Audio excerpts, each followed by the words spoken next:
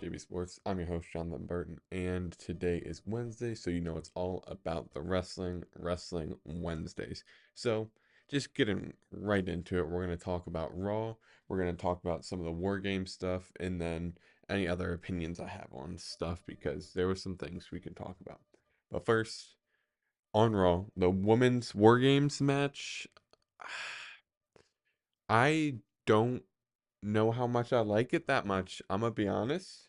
You got some big names. You got Io, Jade, Bianca, Naomi, and Rhea on one side, and then the other side is Tiffany, Nia, Liv, Raquel, and who was Candice LeRae. The problem I have with this is the teams are just so thrown together. Like on the face side, I guess Io, Bianca, Jade, Naomi, and Rhea. Rhea has nothing to do with any of the four. Io, the damage control, was just feuding with Jade and Bianca. Naomi, she's not just on. She's just randomly there. I mean, she's like the SmackDown person on their side, but she's just like not haven't been a part of the story really since WrestleMania. And then on the heel side, Tiffany Nia just had a mini feud against Liv and Raquel, if I can recall correctly, because the whole Saudi match was 3 weeks ago. Like that was not too far away from right now. Candice LeRae, I don't even know what's going on with her. Indy got released, which sucks because I really liked Indy, but so she doesn't have a tag team partner anymore. She's just kind of floating on her own now. So now she's just there. So it feels very thrown together and not storyline based, which is kind of hard to want to get into it because of course they're gonna have a war games match. I don't care whoever has it. There just has to be a story behind it, and there's not much story behind this. Both teams are just thrown together. They said throw some of the stars in there and see how it works. Like if you go to the men's, of course, the bloodline. That's most of them are in the story for good reason. The addition of the next two, I'll talk about in a few minutes. That's a little thrown in there, but there can be storyline behind it. So, what you have here is just really thrown together. I was talking about maybe doing Final Testament versus the Wyatt Six because earlier, for some reason, I said 4-on-4, which is not really too. I don't know. I would have. I like that there's a story there going into War Games if they were, but someone in my comments on TikTok, I believe, said we're probably just gonna get like a tables match, which is probably what's gonna happen. But at least we're getting the match. I do think it would be better to have a War Games match for it, because so they can really settle it. But at the end of the day, it doesn't matter what they make the choices. We don't, so I don't know what to say other than that. So I think it's thrown together. I don't think it has too much story behind it, but it should be an okay match because there's some very good wrestlers in there. Next, you have Mysterio and Vega versus Gable and Nia. I mean Nile, sorry, Ivy Nile. I said Nia. I don't really I don't think Mysterio and Vega should have won. I really think that the LWO is just getting dragged at this point. I think it's very old, very unconsequential to any storylines. Like, there's nothing going for them other than Dragon Lee just won, I think, the Speed Championship earlier today, maybe. And I think that just nothing's going on that's fun to watch. They're great wrestlers, of course, but I think that they should really be making American Made a more of a household name and give them some wins because they've not been winning recently, which sucks. And I think that it's mostly just their booking will get better, but right now it's not good. And they have the LWO going over them, which the LWO was losing a lot, which I guess you could give them wins too to try to make them more fun to watch, give them more like volume to sort of give them something. But it's just for right now, it has not been clicking whatsoever. Intercontinental Championship, Sheamus versus Braun Breaker. So this was very interesting because Gunther and Ludwig were kind of talking early in the night, and he kind of told Ludwig like, "Hey, gotta go be your own man, gotta do something." Ludwig, I guess, accepts that. Sheamus and Braun Breaker having a good match, and next thing you know, Ludwig just comes out of nowhere and takes him out. And I love this for Ludwig. Honestly, Ludwig, I think he can be a really good single star by himself. He has everything he needs to be a single star, which is important. I don't think he'll ever be a world champion, but I do think he could be a pretty good IC champion. Of course, Breaker just got the IC title back, so I don't think he'll lose it to Sheamus or Kaiser. But eventually, you could see Kaiser with the title, which Vinci I haven't seen in a while, so hopefully they're making something for him. Another thing, Miz getting more videos of him captured. I don't know what's going on. He's alive and then he's gone and then he's captured and then he's gone again. So someone's got to save Miz and like keep him locked down. So I don't really know what's happening there too much. Like, I do think that the Final Testament and the White Six are getting somewhere, but I think it's slower than I kind of want. I think it should go up a little faster. Except, like, did Miz just get kidnapped again, or was that from earlier? So that's something we gotta figure out. The War Raiders versus Dominic Mysterio and Carlito. Chill little match. It was all right. I think everyone knew going into it the War Raiders were gonna win just because they're hot right. Well, they're hot coming back. They got their old name. They got their old flair back. Both of them are healthy, which they are very good wrestlers when both are healthy. I did like Ivar's single run a little bit. I was starting to get into that, but they shut it down because I think he might have got a little hurt, or they just stopped him. I don't remember, but they're back together. They're doing pretty good. They're going to be in the tag team title scene very soon, which will be good. Dakota Kai gets her video package, which is pretty cool to see. I think they're really gearing towards giving these ladies some more important storylines. This is why I'm saying you got to put a mid card, abolish those tag team titles when you're done with Jade and Bianca or whatever, because you could just make a little thing over the U.S. title, abolish the tag team titles, get them out of here, make an IC title for the Raw side, and like someone like Dakota Kai who needs it to become a world champion talent on the main roster can get that IC title and prove why she deserves to have it. And if not, she doesn't. It's just it would be so simple to have it work like the old, like the men's title. That's really all it needs. And some people, someone said like the women's like scene is thin on like superstars, which it's really not. Like if you watch NXT, you see they're destroying it down there in the women's division. If you watch Raw and SmackDown, you can see there's women that have such untapped potential that need the mid card title really send them to the stratosphere because there's a very small upper echelon of women in the division that are like major championship ready as they say, because I think it's a small sphere of who actually like gets the title shots.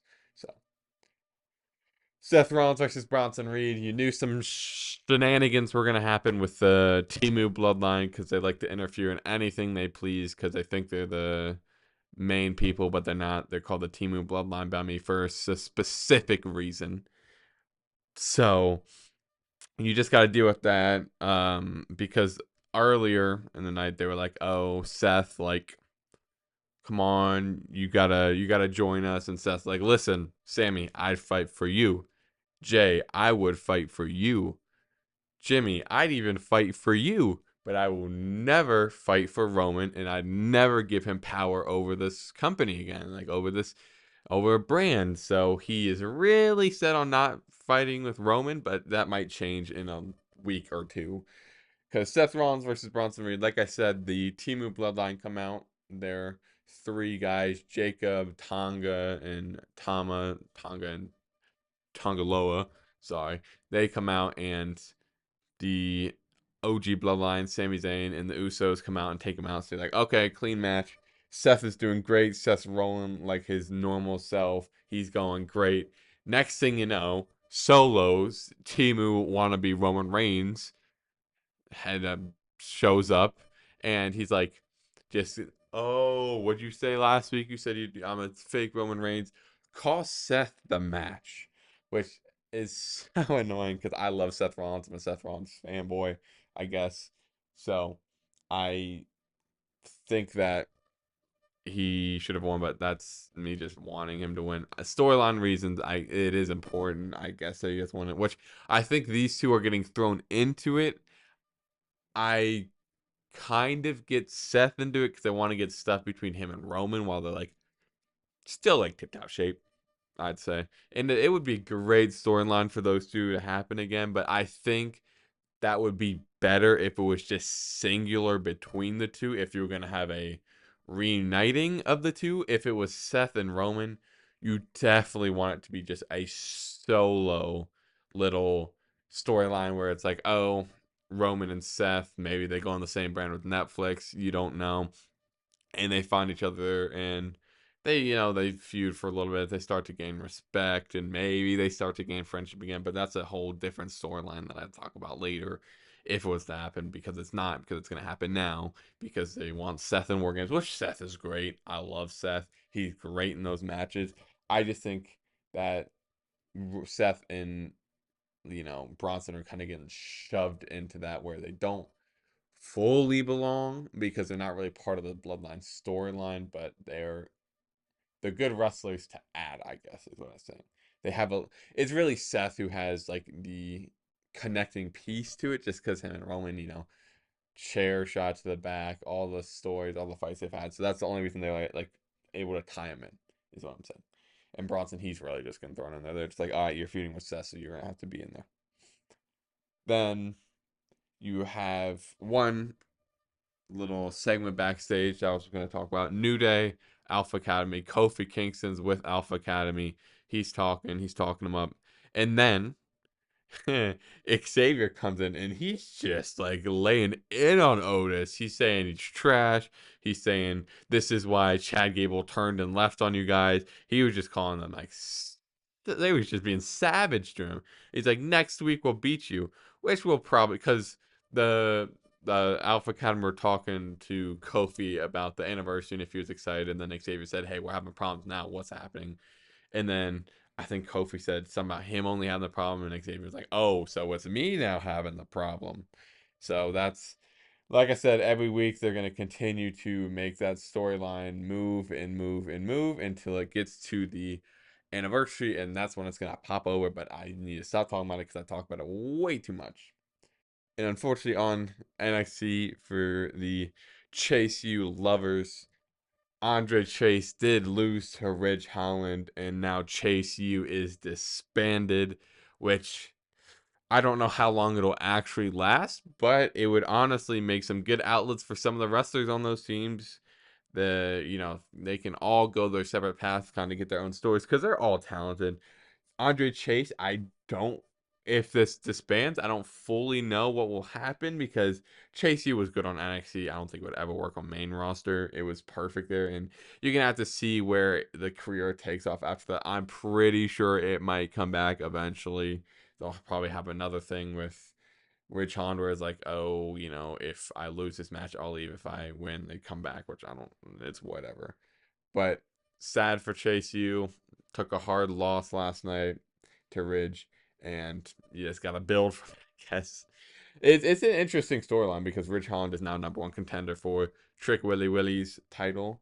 So that's going to be interesting for that match. I think Trick will win. Trick is going to be one of those guys that stays on NXT for a little while just because he's kind of like the brand for them at this point. Whoop that Trick. Like everything is going for him. He became a star so quick. So he's doing very good down there in NXT. So he's gonna kind of stick there for a bit. You can probably see some of the women wrestlers start to go up a little more, get some call ups. Roxanne Perez, when she finally loses the NXT title, maybe she has one more feud to try to get it back, and then she'll probably get sent back up, I'd say. And then you have some of the newer ones. They're not going to go to main roster so soon, but they're going to be very good, especially for the main roster because the women's division is on the rise. That's really it. The women's division is going to be so good very soon. They already are very good, but these NXT women are amazing for the women's division. So the women's division is going to be the tip top soon for the women's history. Really, I'm gonna be honest. The women's division has never been better for any company than NXT and WWE. So next, just some of the other things to think about with War Games, of course. I said the women's thing was kind of thrown together. Next, just to talk about some of the War Game stuff, I do think that this is going to be probably a very good pay per view. I think the War Games women's side was, like I said, a little thrown together. I think that, you know, there are going to be some good matches, especially Gunther versus Damian Priest will be amazing. There has a lot of story there, and Gunther, it's finally a point in his story where it's like a challenger where you think he might be able to lose to. Randy, I didn't think he would lose. I knew it was going to be a good match, but I didn't think he was lose. And Cody, Kevin Owens match, if that happens, will be amazing. So that's going to be great for those two. But to SmackDown, because some of the War Games members on SmackDown, Roman Reigns calls Paul Heyman, and Paul Heyman seemed to block his number, which is crazy. The wise man is not there. So he's sitting there, call the wise man. Everyone's cheering, and he doesn't pick up. He's blocked, and everyone's like, whoa, whoa, what's going on here? So maybe Paul Heyman is going to join a different person. He's going to join a new member, possibly to the Timu bloodline, maybe OG bloodline, maybe something happened. I seen some theories. I don't think he's going to come back with Brock. I don't think he'll come back with Punk either. So it's really, I think, a new guy that might come in that he might join, or Paul Heyman's going to come back and it's just going to be a whole misunderstanding, and then you'll go to the Team Bloodline. I don't know what's happening there. It's an interesting part to the story because Paul was, he was the wise man. He was the guy that was always there for Roman, and right now he's not. Which, I mean, of course, is the story, but it's very crucial to the story because it adds a new flavor to it, where it's like, ooh, what's happening here? It adds a lot of excitement, much needed excitement, because it's not that this Bloodline story is getting bad and it's not getting stale, but it just adds a new level to it. That's what I'm saying. So, off of that, SmackDown, it was pretty good. Um, the Women's United States Championship journey has started for the crowning of the new champ, which Bayley, BFAB, and Candice LeRae had the first match. Bayley won, obviously. BFAB looked actually pretty good, so good for Candice LeRae. She was all right. She's just getting thrown into some. She's the speed champion for the women's division, but I don't think many people really pay attention to that anymore. I think it was hot for like 0.1 second, and then it was gone because of like Ricochet. LA Knight versus Berto, he wins. I mean, I really think this LA Knight stuff is kind of like, I wouldn't say too like.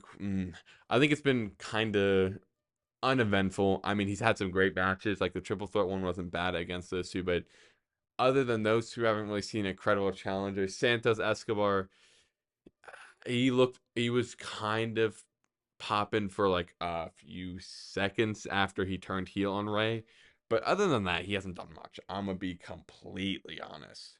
So LA Knight needs to kind of there needs to be a very good feud to like pop this back up, because I don't. It's not that I'm not excited for LA Knight. He's had some good matches, but something's not clicking right now. He needs a very good storyline. He also turned down Sami Zayn's offer to be in War Games. I think Sami Zayn's going to go through some of the few members of the brands he knows, which honestly, all the people he's going to ask is all the people that have been beaten down by Roman, pretty much. That's really what's happening right now. So we got to see what happens there. You had Motor City Machine Guns versus the Street Profits. The Street Profits won by TQ. So far I've been loving the Motor City Machine Guns in WWE. I think they've been great. The DQ win, I mean, it just sets up for another match between those two. It's like the normal thing where the other people win and like, oh, we got this. We beat them by that. We can definitely beat them by pin. and then they'll lose because the Motor Machine Guns are killing it. You had the In the Car promo by Kevin Owens, pretty good. It's just basically him talking about his displeasures and what he thinks. Um, Nia Jax versus Naomi.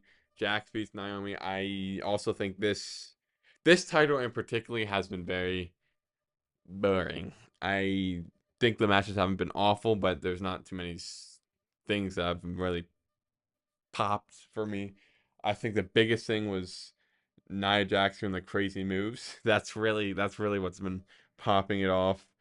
I think that maybe that Tiffany needs to take over soon with that title because Tiffany can be charismatic. She can be great in the matches. Nia Jax hasn't done bad. She's been way better since her return. Like she's been wrestling way better than she was before. I give her props. She's been doing better promos, but something's not clicking to make it like amazing. I think the men's division championships have been pretty good.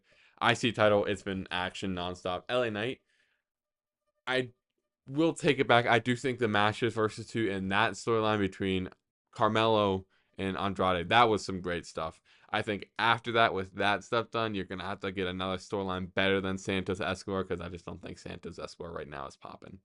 That's really the thing. And I see, like I said, good action. Cody and Gunther, I think they've been great title reigns. I don't think there's been like a long feud for each of them, so I think that's what's coming up soon. But they have been pretty good. The women's Liv Morgan, she's been doing a lot with um, Rhea Ripley, which I think the storylines have been good. I just don't think she wrestles that much as she needs to be. I think most of the time it's like a tag match or something. I think the title needs to get off her. I don't hate Liv, but I think with her, she's better with the journey going to the title. But when she has the title, it kind of gets stale for me. Which, no hate to Liv, she's a great wrestler, but that's just my opinion. Other one, Nia, I said my piece. I think it's kind of mid.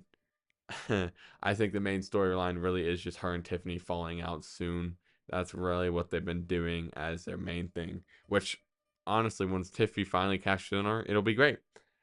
And then mid card for the women's, it hasn't even started yet, so I can't say anything. I think the tournament will be fun. I do think that Jade Cargill will be the winner. I'm gonna say that Bailey versus Bianca, and Bianca wins, and then Jade versus I forgot who's on the other side. She wins, and then it'll be Jade versus Bianca, and Jade like maybe barely lasted out to win. And then that's the storyline going into WrestleMania. You take the titles off, the tag titles, please. Get rid of those dummy titles. And then it should be pretty chill. It'll be a great storyline between those two heading into WrestleMania. I think that'll be one of the biggest, actually. Because I said in the other video, like maybe give her the world championship into WrestleMania. In hindsight, I don't think that's the best idea. I think you do just run with the United States Championship for a little while with her because she's not like super green, but she is still low green. So like it'll be better for her just to stick with that mid card title and run that through WrestleMania because one, you start off the reign with you start off the whole championship with a good title reign, it'll really boost it up. That's why I think the tag team titles kind of stalled out quick because they started off okay, but there wasn't anything too great. I think when who was it? Peyton Royce and Billy Kay, I believe, were the two that won it. They were all right. The Iconics, that's right, that's their name. Iconics, they didn't do terrible, but it wasn't great. So I think the women's division just didn't start off the best after the first few like main matches. So I think it just really sold out. If you give this first title this new title, the mid card title, a very good start and a second good championship reign and just some good feuds, I think it'll go well. And that's pretty much my piece on that. Thank you guys for watching. I hope you have a great Wednesday and a great rest of the week. Be ready for the episode on Friday. I might try to start trickling some just videos in there, which I'll have. I have its own playlist. I have JB Sports wrestling videos and then JB Sports predictions for the pay-per-view predictions. But thank you guys for watching and bye. Subscribe.